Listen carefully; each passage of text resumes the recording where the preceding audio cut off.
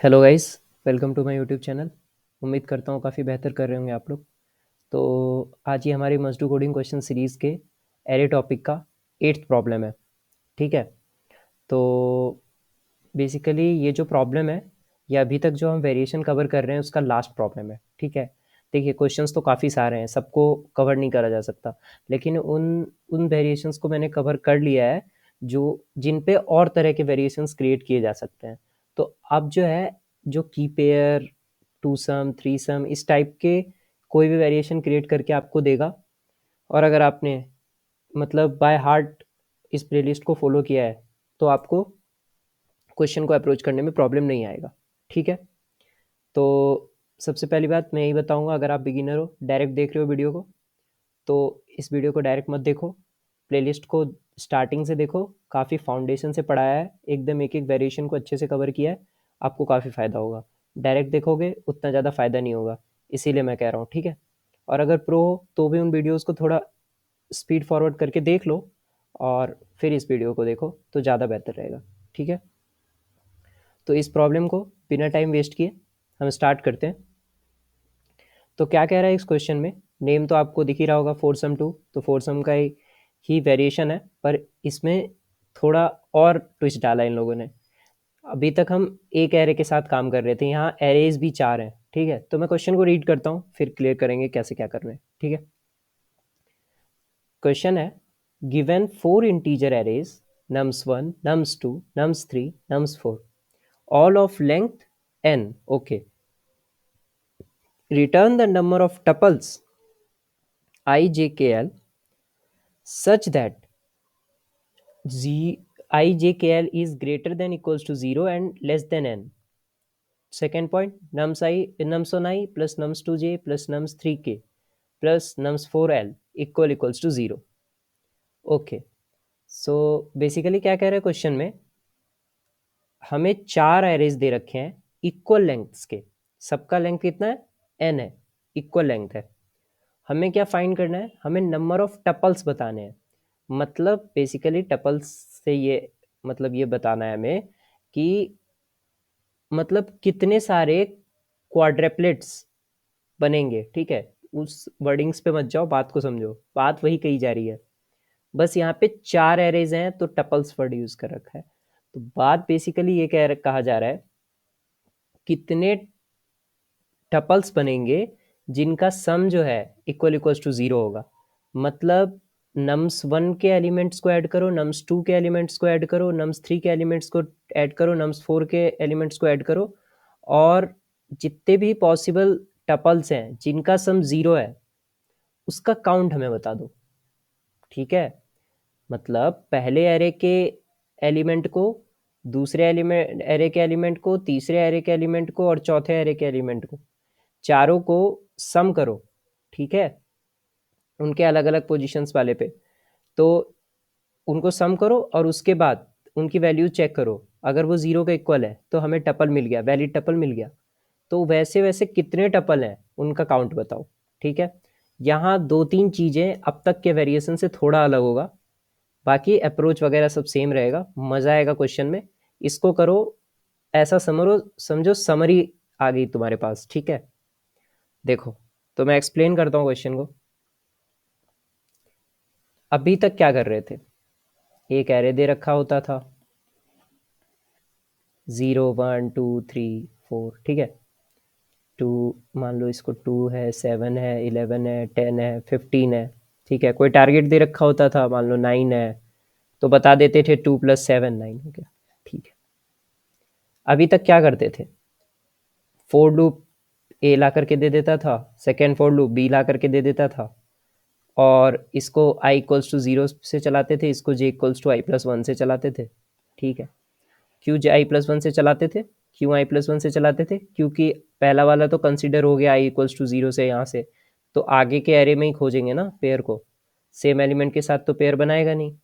पर यहाँ क्या होगा, यहाँ है nums 1 एक एरे, nums 2 दूसरा एरे, nums 3, फिर nums 4, चार एरेज है।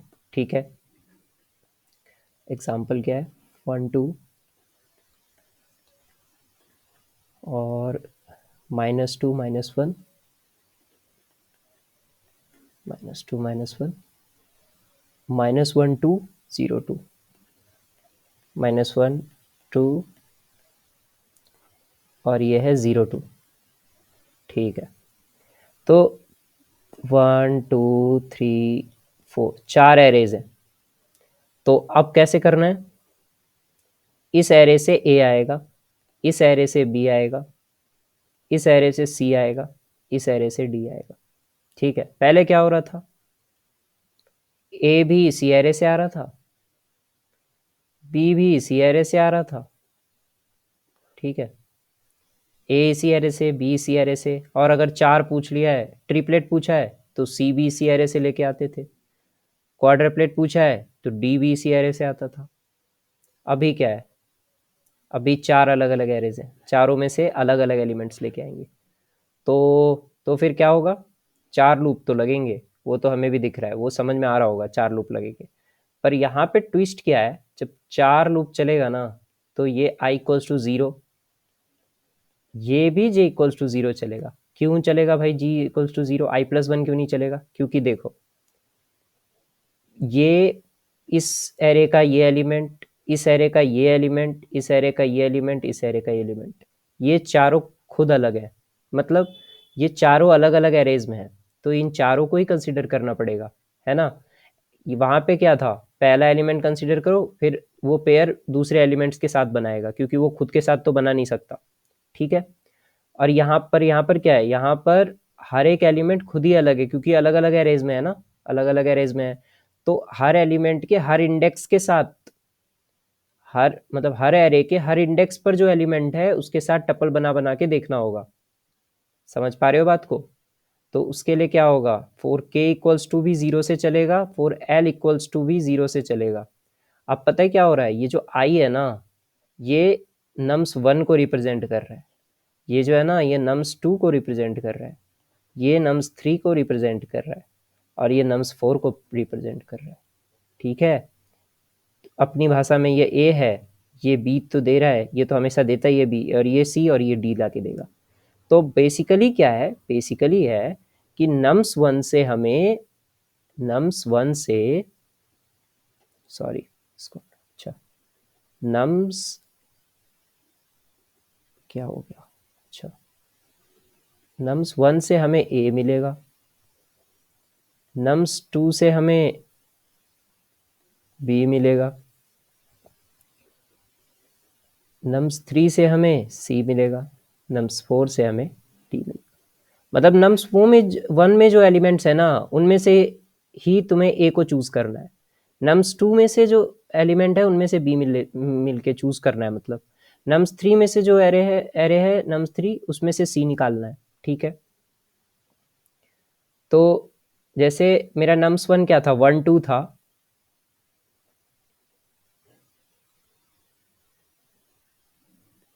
नम्स वन मेरा क्या है, वन और टू। ठीक है, तो एक बार ये वाला वन जो है, ये ए पे फिक्स करो। ठीक है, और फिर नम्स टू से एलिमेंट लो बी वाला, नम्स थ्री से एलिमेंट लो सी वाला, नम्स फोर से एलिमेंट लो डी वाला। तो बी के भी दो वैल्यूज हो सकते हैं, बी के भी दो वैल्यूज हो सकते हैं, कौन कौन से, -2 -1, सी के -1 2, और इसके 0 और 2। जब ये एक ए को इसमें कंसिडर किया है, ठीक है, तब बी और सी जो है, बी सी और डी, बी सी और डी इसको कंसिडर करेंगे पहले, फिर दूसरी बार इस तीनों को कंसिडर करेंगे, एक बार क्या होगा, बी फिक्स रहेगा, फिर ये दोनों कंसिडर हो गए। तो मतलब इस तरीके से काफ़ी सारी पॉसिबिलिटीज़ है, काफ़ी सारी पॉसिबिलिटीज़ हैं। ठीक है, पर काम वही करना है, काम वही करना है। तो सारी पॉसिबिलिटीज़ को ब्रूट फोर्स में चेक करेंगे। ब्रूट फोर्स में अभी पता चलेगा, ब्रूट फोर्स में हम क्या करेंगे, चेक ऑल टपल्स। कैसे चेक करेंगे, फोर फोर लूप से।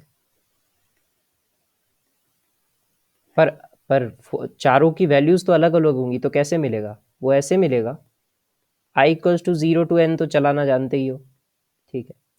जे को भी, अब ये एक एक एरे को ट्रावर्स कर रही हैं, ये जो लूप्स हैं, ये नम्स 1 को ट्रावर्स करेगी और हमें ए ला करके देगी, ये वाली loop 4j to j less than n, ये वाली जो लूप है इसका काम है नम्स 2 को रिप्रेजेंट करना, और ये बी ला करके देता है 4k = 0 to k n, इसीलिए सबके सब जीरो से चल रहे हैं, क्योंकि पूरे हर एक एरे से एलिमेंट निकालना है ना, तो पूरे एरे को ट्रावर्स करना पड़ेगा, तभी तो सारी पॉसिबिलिटीज कवर हो पाएंगी। इतनी बेसिक अंडरस्टैंडिंग तो आपको लग ही चुका होगा अब तक, इतना हार्ड हार्ड क्वेश्चन कर लिया है, तो ये तो सिंपल है उनके कंपैरिजन में। यूनिक ट्रिपलेट्स निकाला, यूनिक क्वाड्रप्लेट्स निकाला, अब क्या? नम्स 4 = d, ये डी रिप्रेजेंट करेगा। डी के लिए क्या करना पड़ेगा? पूरे नम्स 4 को ट्रावर्स करना पड़ेगा, सी के लिए पूरे नम्स 3 को ट्रावर्स करना पड़ेगा, बी के लिए पूरे नम्स 2 को, ए के लिए पूरे नम्स 1 को। तो हर एक लूप क्या कर रहा है? एक एक एरे को ट्रावर्स कर रहा है, ठीक है। और ये चारों लूप जब ट्रावर्स करेंगे तो बेसिक ऑपरेशन क्या करेंगे? सम निकालेंगे। किसका सम? नम्स 1 के आई का, नम्स 2 के जे का, नम्स 3 के का, और नम्स 4 के एल का। समझ पा रहे हो बात को? नम्स 4 के एल का, क्योंकि देखो नम्स 1 को तो, नम्स 1 में जो एलिमेंट्स होगा वो किससे किससे उसका रिट्रीवल करेंगे? आई से। नम्स 2 में जे से, नम्स 3 में के से, क्योंकि वही तो उसका लूप है ना, इसलिए चारों मिल गया, ए बी सी डी, सम निकाला। अब फिर वही अपना काम, इफ सम इक्वल्स टू 0 है, मतलब भाई टपल तो मिल गया।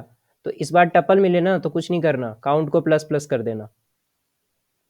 ये काउंट कहाँ से आ गया? अरे काउंट ही बताना है, काउंट ही बताना है कि कितने ऐसे टपल्स हैं, बस उनका काउंट बता दो, और कुछ नहीं करना है इस क्वेश्चन में, ठीक है। तो इसका टाइम कॉम्प्लेक्सिटी कितना होगा? 4 फोर लूप्स लग रही हैं, तो कितना होगा, हो जाएगा इसका time complexity? Order of n⁴, ठीक है। n कितना है यहाँ पे? n है < 200। ओके, क्या भैया टीएलई देगा? बिल्कुल देगा टीएलई, देना तो चाहिए, पर लीड कोड को देख चुके हैं हम, 10⁸ पे नहीं भी देता है कई बार, पर फिर भी। तो देखो 10⁸ कैसे हो रहा है? n⁴ 200⁴, तो क्या हो जाएगा? 10⁸ 16 इंटू 10⁸ हाँ, ठीक है। 16 इंटू 10⁸, तो 16 कांस्टेंट है, इग्नोर करो, 10⁸ को पकड़ो, पर ये जो है 10⁷ से ज़्यादा है, तो ये टीएलई देगा, ठीक है, देना चाहिए। पर एक बार रन करके देख लेते हैं जल्दी से कोड को, क्या करता है, ठीक है। int n = nums1.length, क्या किया मैंने? एरेज के जितने भी एरेज है सबका लेंथ n में स्टोर किया। क्यों? nums1 का ही आपने लिखा है, फिर बाकी सबका सब इक्वल लेंथ्स के एरे हैं।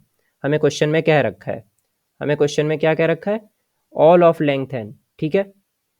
उसके बाद 4 लूप लगाओ, int i = 0, i less than n, i plus plus plus, ठीक है। जे का लूप, के का लूप, एल का लूप, ठीक है। अभी इसको मैं फॉर्मेटिंग कर देता हूँ तो समझ में आ जाएगा। ऐसा कर देने से क्या होता है ना, मिस्टेक्स की संभावना कम हो जाती है, ठीक है। और ये क्या था हमारा? ये था हमारा के का लूप। के किसको वो करता है? नम्स 3 को, थर्ड एरे जो है हमारा। और उसके बाद हाँ, ये हमारा किसका लूप है? फोर्थ एरे का, L less than N, L plus plus, ठीक है। अब देखो अरे आपने तो ऊपर वाले उसमें कुछ लगाया ही नहीं। ये देखो क्या होता है ना, फोर लूप को अगर तुम बिना ब्रैकेट के लिखोगे, देखो एक चीज बता देता हूँ बिगिनर्स के लिए, फोर लूप को बिना ब्रैकेट के लिखोगे तो वो एक लाइन को एग्जीक्यूट कर देता है। समझो, समझ रहे हो? अच्छा चलो कभी फिर और अच्छे से समझा दूंगा, अभी के लिए तुम ब्रैकेट लगा ही लो, दूसरा ब्रैकेट, तीसरा ब्रैकेट। ठीक है, ये के को कंप्लीट करा, ये जे को, ये आई को। ठीक है, हमारा फोर लूप सारे रेडी हो गए। आंसर के लिए हमें क्या रिटर्न करना है, इंट काउंट इक्वल्स टू 0। ठीक है, अब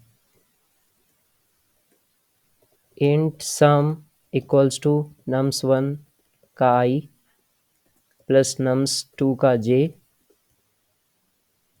प्लस nums3 का के प्लस nums4 का एल।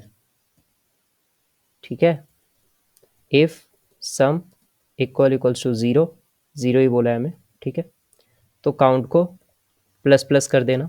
ठीक है, जब सारे टपल्स चेक कर लो, सारी पॉसिबिलिटीज ही तुमने चेक कर ली है, ठीक है, तो सिंपली रिटर्न कर देना काउंट को। ठीक है, रन करते हैं कोड को, देखते हैं क्या होता है।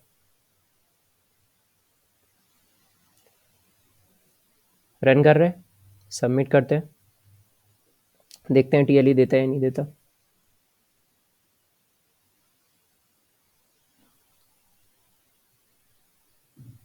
देखो अच्छी बात है, टीएलई दे रहा है, 10⁻7 से ज़्यादा है, टीएलई दे रहा है, गुड, बहुत अच्छा। ठीक है, अब इसको, इसका बेटर सॉल्यूशन लिखते हैं। ठीक है, इसमें बेटर और ऑप्टिमल भी होगा फिर, और तुम्हें पता चलेगा ऑप्टिमल के अलावा भी कुछ लोग जो हैं उसमें और कुछ कुछ करते हैं तो उनका 99% बीट करता है।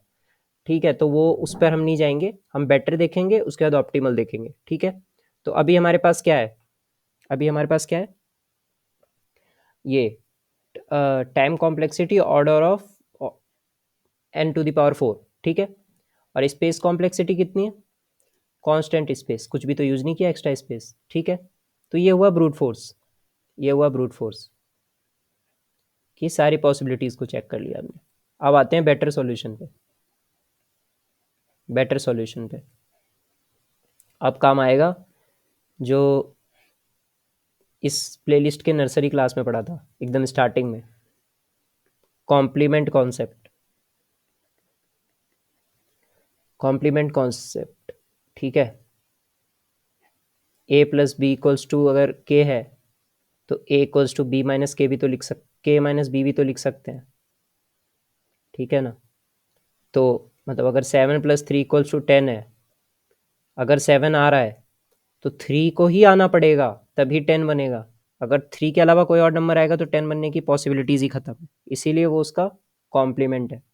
ठीक है, ये सब बातें मैं बहुत अच्छे से बता चुका हूँ, तो आपको आता होगा ये सब। ठीक है, तो अब बेसिकली यहाँ पे हम क्या करेंगे, अभी हम क्या कर रहे हैं, 4 फोर लूप लग रहा है,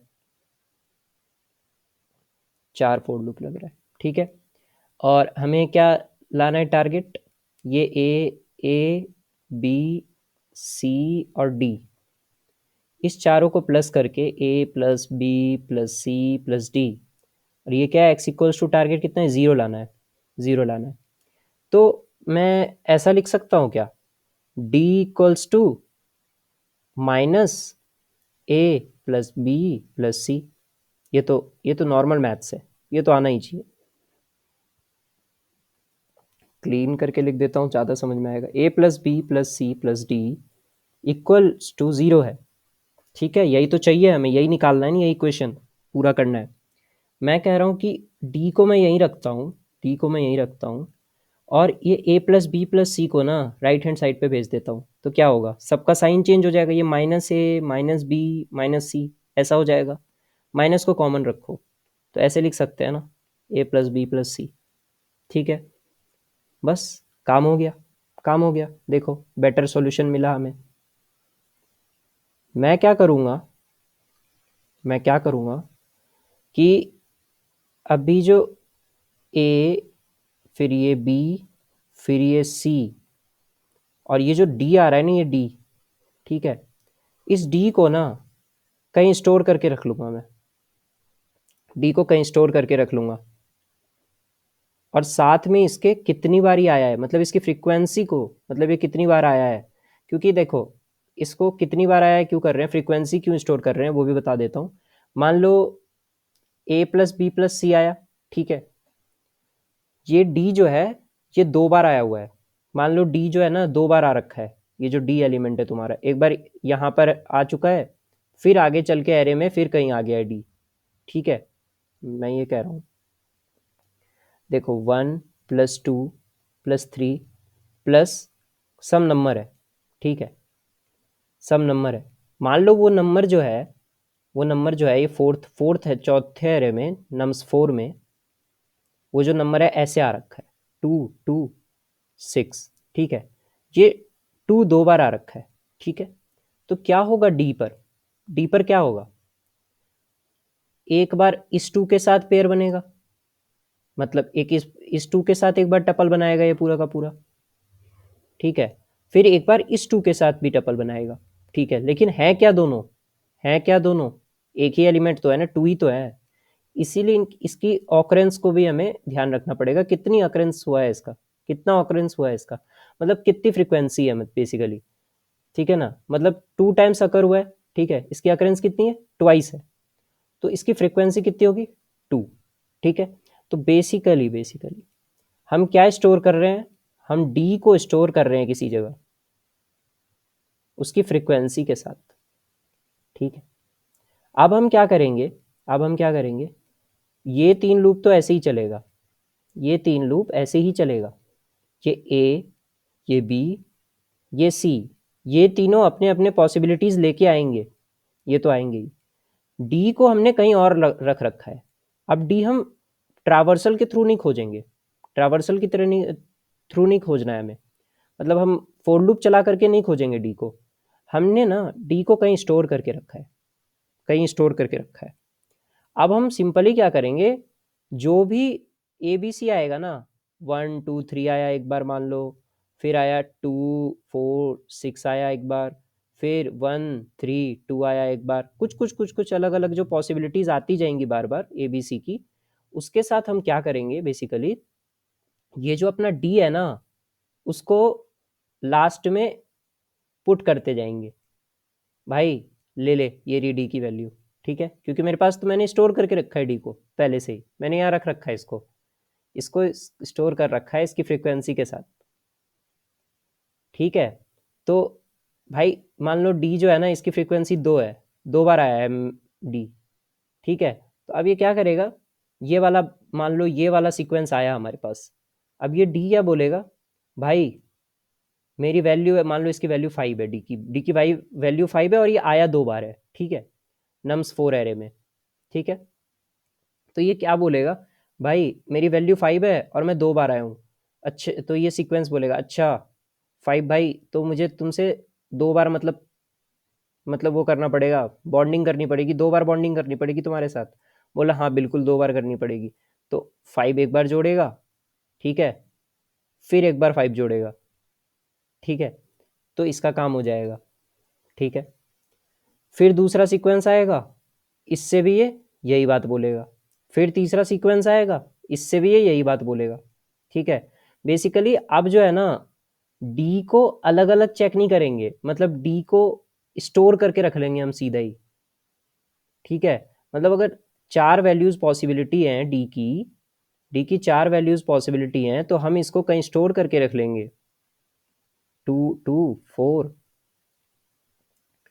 4 क्या है ये, 4 1 है, एक 1 ऑकरेंस है उसका, तो ये ऐसे करके मैंने कहीं स्टोर करके इसको रख लिया, अब जो भी वैल्यू आएगा उसके साथ मैं इन तीनों को चेक कर लूँगा, अब मतलब देखो जैसे 2 को चेक करना पड़ता मुझे, अगर मैं जब लूप चला रहा था 2 के लिए, तो मैं यहाँ पर भी चेक करता 2 को, फिर आगे लूप चलता, फिर वहाँ पर भी इस 2 को चेक करता मैं, मतलब उस सीक्वेंस के साथ कि वो 0 दे रहा है या नहीं दे रहा है, यहाँ पे क्या है भाई, मेरा 2 अकरेंस है, मेरा 2 अकरेंस है, ठीक है, अगर अगर मेरे साथ जुड़ के ये 5 प्लस समझाने के लिए था, इसको +5 मत मान लेना कि जुड़ जाएगा दोनों, ठीक है। ये समझाने के लिए कहा है कि ट्वाइस, अभी समझ में आ जाएगा तुम्हें बात। मैं कह रहा हूँ कि मान लो सीक्वेंस आया, ठीक है, टू टू ने कहा कि मेरे को जोड़ के देखो, मेरे को जोड़ के देखो खुद में, जीरो बन रहा है क्या? वो उसने देखा, उस सीक्वेंस ने, कोई सा सीक्वेंस है, उसने देखा हाँ जीरो तो बन रहा है। तब ये क्या कहेगा, तब ये क्या कहेगा, तो भाई जो तुम्हारा काउंट है ना अभी तक का जो काउंट है तुम्हारा, उसमें ना प्लस कर लो 2। क्यों भाई 2 क्यों प्लस करें? तुम तो एक ही बार आ रहे हो ना, एक बार हमारे साथ आकर के पेयर बना रहे हो, जीरो ला करके दे रहे हो, ठीक है। पर ये कहेगा नहीं, एक मेरा और भाई है जो तुम्हें आगे आगे बैठा हुआ है, ठीक है, तो उससे दोबारा बॉन्डिंग करके भी तुम जीरो ही बनाओगे, ये मुझे पता है, क्योंकि वो मेरा ही जुड़वा भाई है, मैं ही हूँ मतलब वो, ठीक है। तो वहां पर भी तो तुम फिर से बनाओगे ना, तो काउंट तुम्हारा 2 बार बढ़ेगा, एक बार मेरे मेरे से जुड़ करके यहाँ बने बढ़ेगा, फिर लास्ट में जुड़ करके वहां भी बढ़ेगा। तो तुम सिंपली क्या करो कि डायरेक्ट जो मैं अकरेंस तुम्हें बता रहा हूँ ना, मैं इतनी बार आया हूँ एरे में, मतलब मेरे जैसे दिखने वाले इतने हैं इस एरे में, तो तुम उतना से अपना काउंट बढ़ा लो, क्योंकि मैं तो बॉन्ड बना पा रहा हूँ, पहली बात कि मैं तुमसे बॉन्ड बना पा रहा हूँ, जीरो दे पा रहा हूँ। अब दूसरी बात, मेरे जैसे 4 और है, मान लो 4 और है, तो अपने काउंट में 4 और प्लस करो, क्योंकि जब तुम मुझसे बना पा रहे हो तो उन बाकी तीनों से भी तुम बनाओगे ही, तो मेरे वाला 1 और उन बाकियों के 3 वाला 3, इसलिए 4। उम्मीद है समझ पा रहे होगे बात को, ठीक है। तो मैं कहाँ स्टोर करते हैं ऐसी चीज़ें, कहाँ स्टोर करते हैं? मैप में, बिल्कुल सही, मैप में हम स्टोर करके रख लेंगे, ठीक है। अब हमें बेसिकली चाहिए क्या, a plus B plus C plus D equals to 0। मैंने डी की सारी वैल्यूज़ को, डी के जितने भी पॉसिबिलिटीज़ है, मान लो 1 2 3 ये पॉसिबिलिटीज़ है, 1 हो सकता है, डी 2 हो सकता है, या 3 हो सकता है, इसके ऑकरेंस के साथ रख लिया, ये 4 बार आया था, ये 5 बार आया था, ये 6 बार आया था, ठीक है। अब मुझे क्या करना है, मुझे सिर्फ ये ढूंढना है minus A plus B plus सी, ठीक है। ये इसका कॉम्प्लीमेंट है ना, ये इसका कॉम्प्लीमेंट है, डी का कॉम्प्लीमेंट क्या है, ये इसका कॉम्प्लीमेंट है। अगर अगर ये कॉम्प्लीमेंट, अगर ये टू सम को याद करो, टू सम को याद करो, अगर ये कॉम्प्लीमेंट मुझे मैप में मिला, अगर ये कॉम्प्लीमेंट मैप में मिला, मैप क्या करता था वहां पे, मैप क्या करता था, जिसका कॉम्प्लीमेंट नहीं मिलता था उनको स्टोर करके रखता था, पर यहाँ मैप से हम दूसरा काम ले रहे हैं, ठीक है। यहाँ पे हम मैप से मतलब ले वही काम रहे हैं, पर यहाँ पे समझा मैं दूसरे तरीके से रहा हूँ ताकि आपको समझ में आ सके, ठीक है। तो मैप क्या करेगा, अगर ये जो कॉम्प्लीमेंट है minus A plus B plus सी वाला जो कॉम्प्लीमेंट है, अगर मैप में मिल गया, मैप में है, तो इसका मतलब डी हमें मिला है, डी हमें मिला है, ठीक है ना। मतलब इसका मिलना ही प्रमाण है कि डी, इसका मिलना प्रमाण है कि ऐसा डी है मैप में जो कि 0 दे सकता है। समझ गए आप बात? इस वाले वैल्यू का मिलना प्रमाण देता है कि ऐसा डी मौजूद है इस मैप में जो कि 0 बना सकता है, ठीक है। तो बस कुछ मत करो, ऐसा जब जब ऐसा मिल रहा है कॉम्प्लीमेंट, तब अपने काउंट में प्लस करो। क्या प्लस करेंगे, काउंट को प्लस इक्वल्स टू करेंगे क्या, ये जो वैल्यू है ना, ये जो वैल्यू, ये ये मैप में मौजूद मिल गया है, मतलब इसका कॉम्प्लीमेंट मिल रहा है, तो उस कॉम्प्लीमेंट का जो फ्रीक्वेंसी है उसको ऐड करो, फ्रीक्वेंसी को ऐड करो, ठीक है ना। कितनी बार वो कॉम्प्लीमेंट मिला है, उतने बार टपल बनेगा ना, ठीक है। तो जितनी बार कॉम्प्लीमेंट मिलेगा उतनी बार टपल बनेगा, तो उतने बार फिर, इसीलिए हम डायरेक्टली फ्रीक्वेंसी को ऐड करेंगे। अभी कोड करूंगा और ज़्यादा क्लियर हो जाएगा। इसके बाद थोड़ा ऑप्टिमल है, थोड़ा लेंदी हो गया है वीडियो, पर समझाना था तो करना ही पड़ेगा, ठीक है। अब देखो क्या होगा यहाँ पे, ये वाला लूप हट जाएगा, डी वाला लूप हटा, डी वाला लूप हट गया, ठीक है। ये लास्ट वाला ये भी हट जाएगा यहाँ से, ठीक। अब ये 3 है ABC, ठीक। अब मैप बनाता हूँ मैं, map integer comma integer map equals to new hash map, ठीक है। फिर भी मैंने काफ़ी ब्रीफ में सब कुछ को समझाने की कोशिश की है। ना समझ में आए तो दोबारा देखना वीडियो को, और पिछले कॉन्सेप्ट्स को अगर अच्छे से समझा होगा तो एक ही बार में सब कुछ समझ में आ गया होगा। कुछ ज़्यादा खास नहीं है। मैप में, अब मैप में क्या करेंगे, मैं यहाँ पे फॉर ईच लूप लिख रहा हूँ ईजी के लिए। ये नम्स 4 का जो मतलब जो हमारा डी है, जो हमारा डी है उसको मैं क्या करूँगा, मैप में पुट कर दूंगा।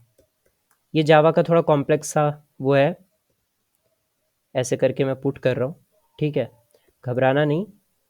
सी प्लस प्लस में डायरेक्टली मैप में एक्स प्लस प्लस कर देते हैं, वो डायरेक्टली हो जाता है वहाँ पे। यहाँ पे थोड़ा सा ये वन लाइन में लॉन्ग है।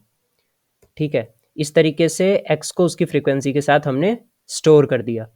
अब मैं क्या करूँगा, सम जो है ये ए प्लस बी प्लस सी है हमारे पास। ठीक है, अब मैं चेक करूँगा, मैं चेक करूँगा इफ कंडीशन चेंज होगी।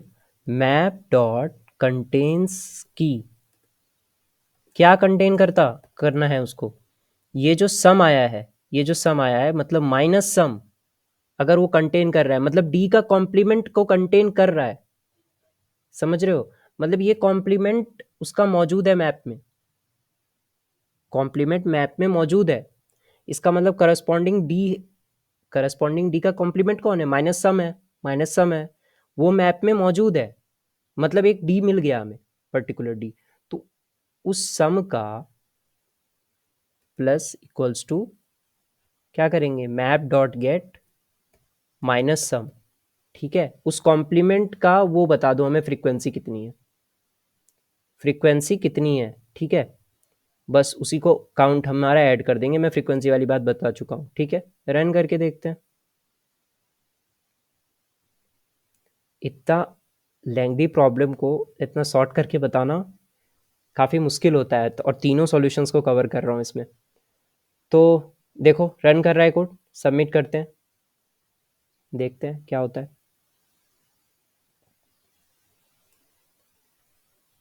अच्छा, अच्छा देखो यहाँ पर भी टी आ रहा है। अब तुम कहोगे कि अच्छा टी क्यों दे रहा है, देखो टी इसलिए दे रहा है, 3 फोर लूप्स है अब। ठीक है, ठीक है, तो एक तो हटा दिया हमने, लास्ट वाला हटा दिया, उसकी जगह हमने मैप को यूज़ करके डी को अलग स्टोर कर लिया है हमने। ठीक है, रुको साफ करके अच्छे से यहाँ लिखते हैं। 3 लूप है, ठीक है, डी को अलग स्टोर कर लिया है। तो ये तीनों तो मिला करके एन क्यूब देंगे। एन क्यूब का सॉल्यूशन क्रिएट करेंगे, order of N cube, N less than equals to 200 है। तो इस हिसाब से तो 10⁶ हो रहा है, 10⁶ हो रहा है, बिल्कुल सही है, बिल्कुल सही है। और ये 10⁻7 से कम भी है। पर टी कैसे दे रहा है, टी कैसे दे रहा है फिर, देखो बता रहा हूँ टी क्यों दे रहा है। एक एक सीक्रेट बताता हूँ, सीक्रेट ही मानो। ठीक है, बेसिकली देखो क्या होता है, अनऑर्डर्ड मैप, ठीक है, या फिर जिसको, या फिर जावा में जिसको हैश मैप कहते हैं। ठीक है, उसका जो वर्स्ट केस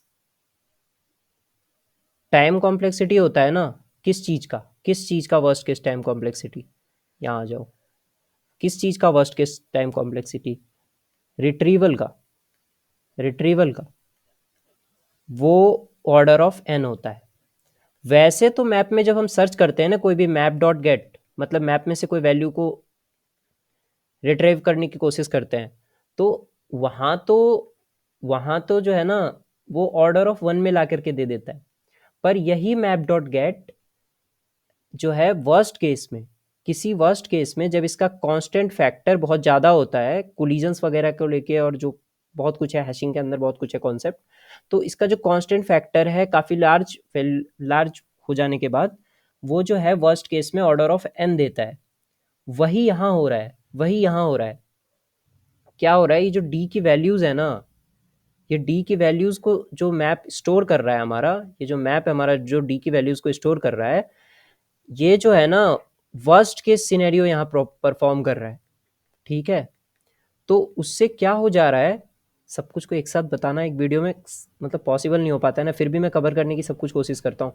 देखो order of N, first case में ऑर्डर ऑफ एन दे रहा है वो, तो हमारा जो 3 जो लूप है उसका ऑर्डर ऑफ एन क्यूब, और ये भी लग जा रहा है साथ में ऑर्डर ऑफ एन। तो ये मतलब डी को बार बार जो फेच कर रहे हैं ना हर बार, तो वो ऑर्डर ऑफ एन वो दे रहे हैं, तो n टू द पावर 4 ही हो जा रहा है हमारा सॉल्यूशन, 10 टू द पावर 8 हो जा रहा है। ठीक है, ये याद रखना ये चीज कि वर्स्ट केस में अनऑर्डर्ड मैप या जावा में उसको हैज मैप कहते हैं, वो जो है order of n time complexity का लेता है रेट्रीवल के लिए। ठीक है, तो ये हो गया। तो ये भी कोड नहीं चला। अब कौन सा चलाएंगे? अब ऑप्टिमल देखते हैं, ऑप्टिमल सॉल्यूशन।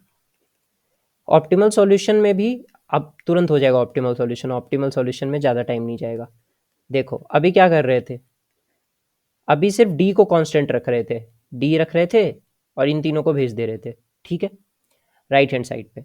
अब क्या करेंगे ना, सी और डी दोनों को रख लो सी और डी को, और ए प्लस बी दोनों को अलग भेज दो, माइनस ए प्लस बी। समझ पा रहे हो? मतलब दो को कांस्टेंट रख के दोनों को स्टोर कर दो मैप में। मतलब सी प्लस डी का सम जो है उसको स्टोर करो और उसकी फ्रीक्वेंसी को स्टोर करो।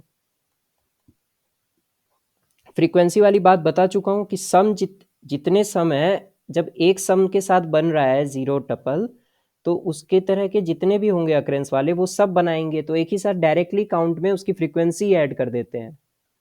ठीक है, और ये जो है क्या कहते हैं, सी प्लस डी और उसकी फ्रीक्वेंसी को मैप में स्टोर कर देंगे। तो जब आप सी और डी दोनों को स्टोर कर रहे हैं तो बाकी का दो लूप भी गायब हो जाएगा। बाकी का ये दोनों जो चल रहे थे ना, पहले वाले को तो लास्ट में गायब कर दिया था हमने, लास्ट बेटर सॉल्यूशन में।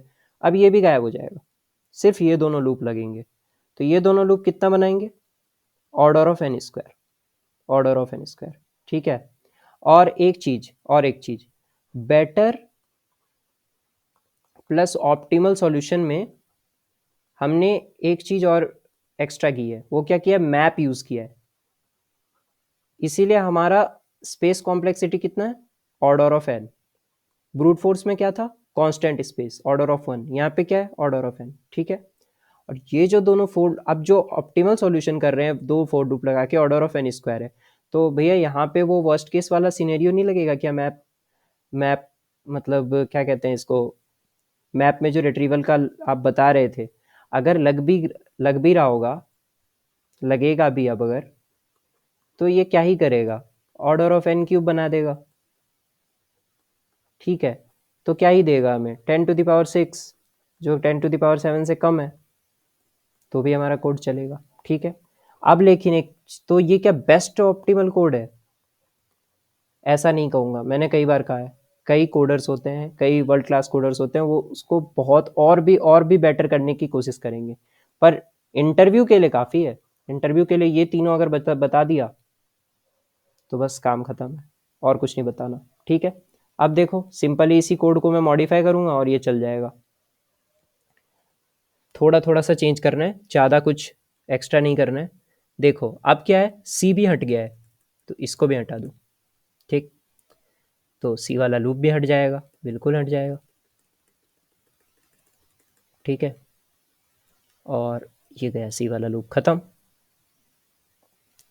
अब उसके बाद और क्या करेंगे? अब यहाँ पे क्या करेंगे? एक और लूप लगाएंगे, फोर इंट, घबराना मत, ये कुछ नहीं है, बस ये यहाँ पे नम्स 4 लिख दो, यहाँ पे नम्स 3 रख दो, अब समझ में आएगा। पहला लूप पहला लूप क्या कर रहा है? पहला लूप क्या कर रहा है? एक्स ला के दे रहा है, ए ला के दे रहा है, चलो इसको ऐसे ही लिख लो, सी लिख लो, डी लिख लो, ज़्यादा समझ में आएगा। सी प्लस डी ला के दे रहा है। ठीक है, सी और डी, नम्स 3 का सी, नम्स 4 का डी। ठीक है, उस दोनों का सम सी प्लस डी, उसको मैंने मैप में स्टोर करा उसकी फ्रीक्वेंसी के साथ।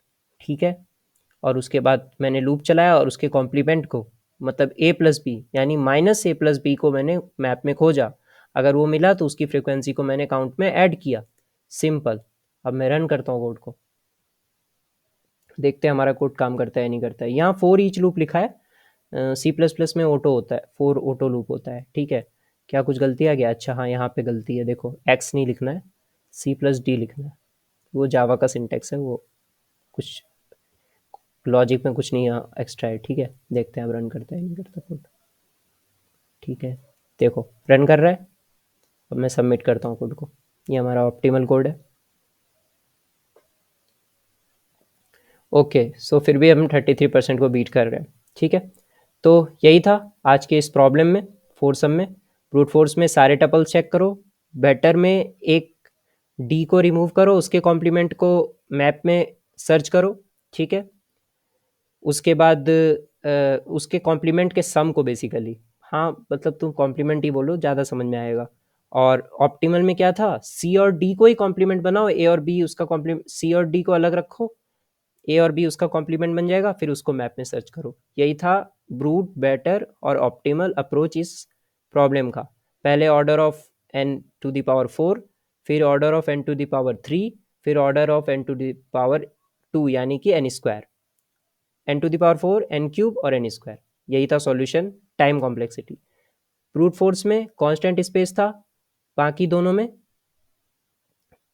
एक मैप यूज़ किया है हमने, तो order of N space complexity, ठीक है। इसी के साथ हमारा प्रॉब्लम यहीं पे ख़त्म होता है।